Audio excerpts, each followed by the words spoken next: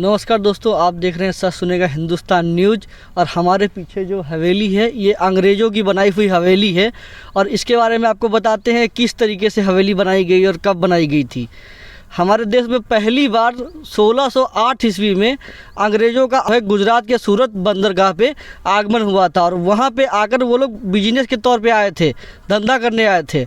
और जानिए धंधा करते करते शासन करने लगे। इनका क्या रहस्य था, कैसे ये लोग धंधा करते करते शासन करने लगे। एक जो बिजनेसमैन था वो शासन तक पहुंचा, कैसे पहुंचा, तो इसका कहानी इस तरीके से है कि देश में आए तो यहाँ की स्थिति देखी उन लोगों ने। हमारे यहाँ तब सरकार का गठन नहीं हुआ था और राजा और महाराजा शासन करते थे। अच्छा, अधिकतर राजा महाराजाओं की आपस में लड़ाई होती रहती थी और इसी फूट का अंग्रेज़ों को पता चला।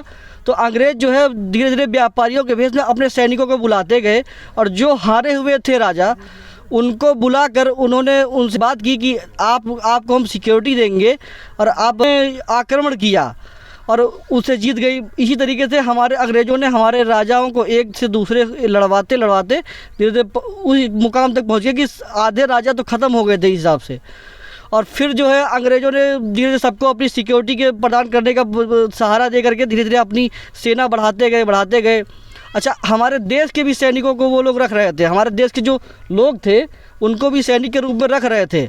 और इसी तरह से हमारे भारत देश में लगभग 200 साल लोगों ने बहुत अच्छी तरीके से राज किया और हमारे देश के लोगों को बहुत सारी कठिनाइयों का सामना करना पड़ा, बहुत बार उत्पीड़न किया गया और हम लोगों को ऐसे ही जो है स्वतंत्रता नहीं मिली है, हम ऐसे ही आज़ाद नहीं हुए। इसके लिए हमारे देश के बहुत सारे लोगों ने योगदान दिया है, जैसे चंद्रशेखर आज़ाद हो गए, गांधी जी हो गए, पंडित जवाहरलाल नेहरू, चंद्रशेखर आज़ाद हो गए, इन लोगों ने, सुखदेव हो गए, इन लोगों ने हंसते हंसते फांसी चढ़ गए, तब हम लोग आज आज़ाद घूम रहे हैं। और ये जो कॉलोनी है उसी समय की बनी है। हमारे देश के किसानों को क्या था कि पहले लोग कुएं से पानी भरते थे, नल से पानी भरते थे, खेत को सींचते थे, उपज बहुत कम थी। तो अंग्रेज़ों ने क्या किया कि नहर का निर्माण किया और हर आदमी को पानी देने का सहारा दिया। अब उनसे जो है एक लगान वसूली जाती थी, बहुत कम लगान। अब धीरे धीरे लगान का बढ़ाते गए अंग्रेज़ लोग। लगान जब बढ़ती रही तो हमारे देश के लगभग 45% जो उपज होती थी वो लगान के रूप में ही दे देते थे लोगों को।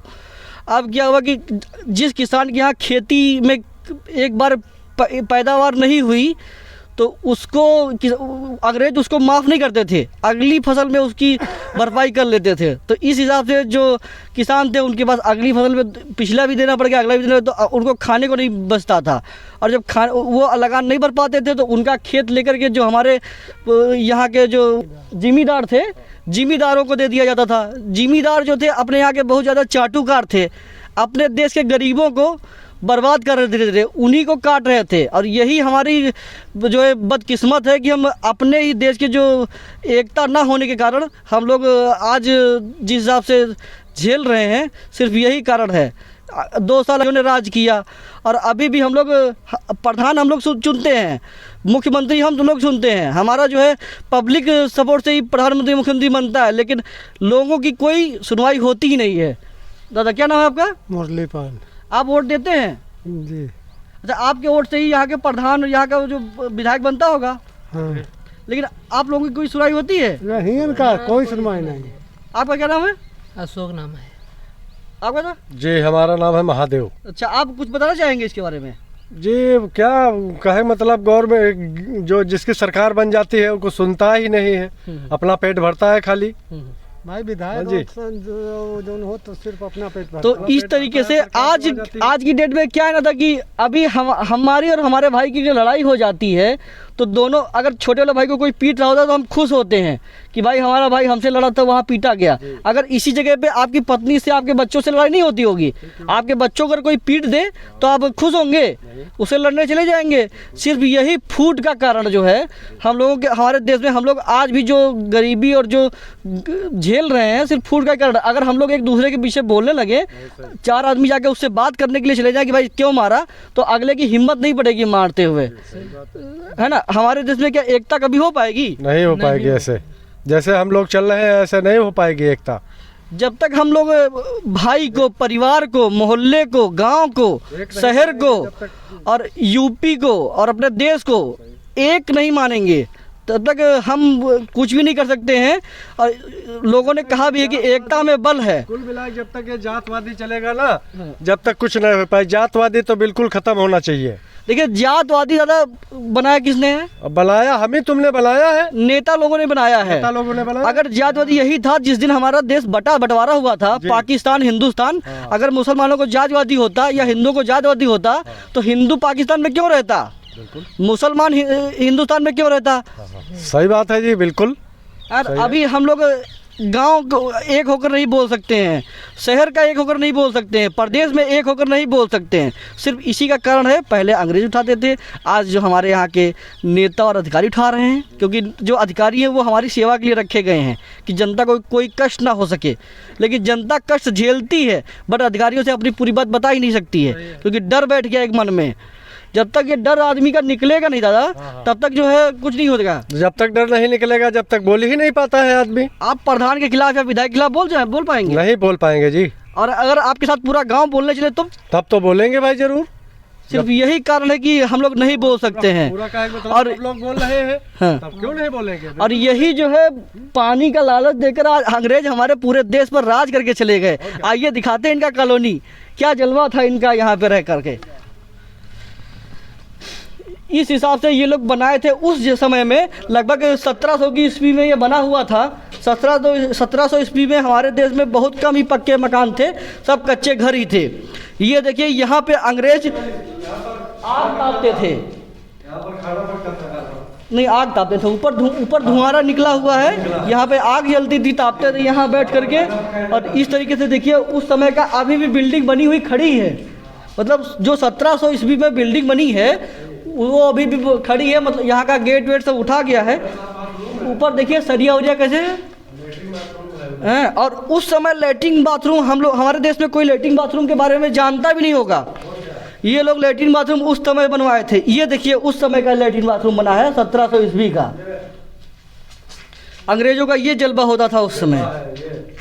और हम लोग कच्चे घर में रहते थे और लगान देते देते हम लोग अधिकतर लोग फांसी लगा लेते थे। जो बच जाता था जो है उसे जो है मार दिया जाता था।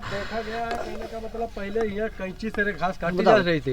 कैंची से घास काटी जाती है। अच्छा, जो अभी शहरों में पार्कों में किया जाता है, पार्क में जो किया जाता था वही ये इसमें होता था। हाँ, दादा बता रहे कि यहाँ पे हर तरीके से सफाई होती थी, अच्छी सफाई रहती थी। और इधर देखिए ये भी बना हुआ है।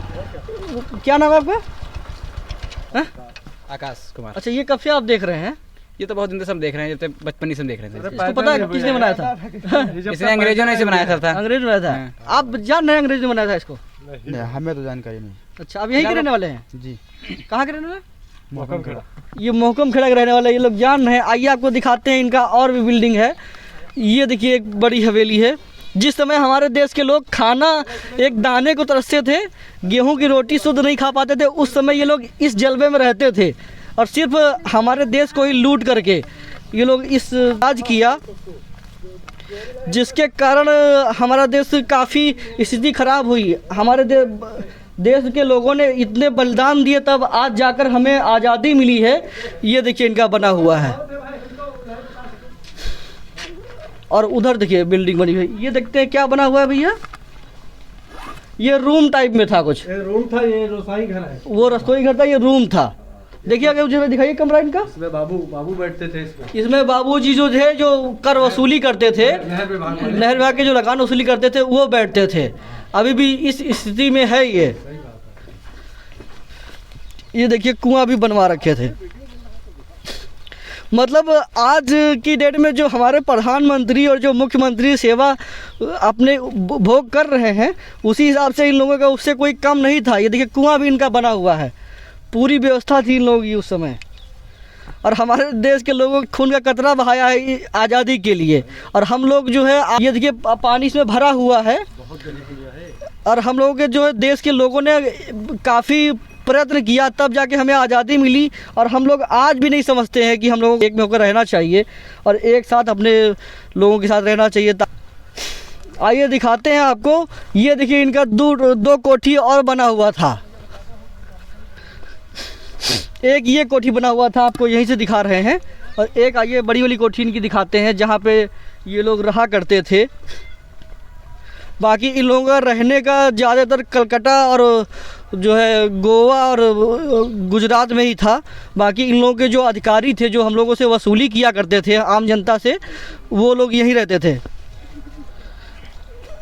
आइए दिखाते हैं आपका इनका हवेली।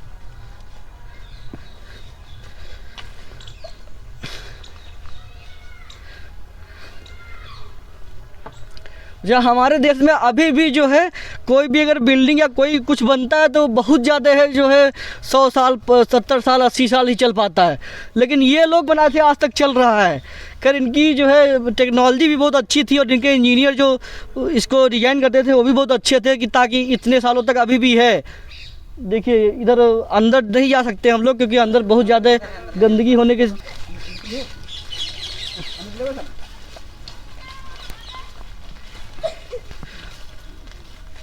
ये देखिए इस हिसाब से कमरे बने हुए, अंदर ना जाएं क्योंकि बहुत ज़्यादा स्थिति जर्जर है यहाँ की। यहीं से देखते हैं। और हमारे साथ हैं, इधर आओ सब लोग। क्या नाम है आपका? प्रांजल। कितने में पढ़ते हो? 5 में। क्या बनेंगे पढ़ के बड़े होके? पुलिस। पुलिस, गजब भाई। तुम क्या बनना चाहोगे? क्या नाम? फौजी। फौजी? सोनू। आर्मी में? आप? पुलिस। गजब। आप नाम बताओ अपना। मेरा नाम शेख है। कहाँ रहते हो? मकम खेड़ा। क्या बनोगे? फौजी। फौजी। आप क्या बनोगे भाई? मास्टर। मास्टर। ये हमारे देश के लोगों को पढ़ाने का कार्य करेंगे। और इधर देखिए पुलिस फौजी जो सुरक्षा में करेंगे। तुम्हारा क्या नाम बेटा? मंजीत। मंजीत जी।